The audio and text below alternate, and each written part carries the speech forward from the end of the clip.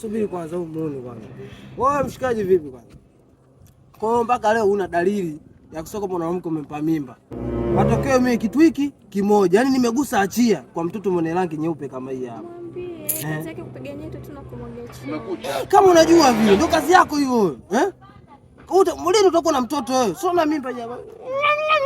Unayo kama hiyo wewe? Au unaweza kuipata wewe? Sura baya. Shepu huna, eti shepu. Pua huna. Ndugu yangu. Ndugu yako ndo mimi sema. Kwema lakini?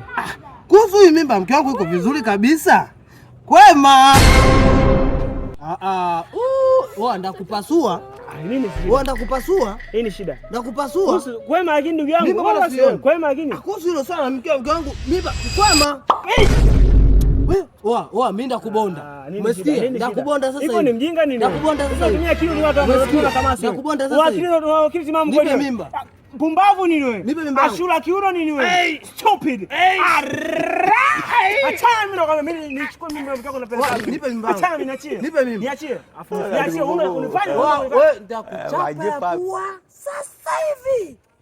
Enda kutoa mbele sasa hivi. Nipe mimba yangu. Mimba yako. Nipe mimba yangu. Mimba yako hii hapa. Yuko hapa. Yuko hapa. Hii hapa. Wewe baki.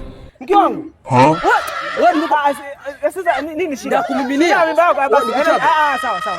Sawa. Ulisha kwa mke wangu mimba. Mimba yako hii hapa. Yuko hapa. Hii hapa. Yuko hapa. Wabonda kuja kukuchapa. Yaishe. Koti langu liko wapi? Koti yuko wapi? Koti ile pa. Wewe ndakuja kukuchapa. Sawa, haina shida. Chizi nini? Mbona hapo ndakuja kukuchapa sasa ya kiuno? Haina shida. Kafiri wewe. Yesema mke wangu. Lakini wema lakini kuhusu hilo swala.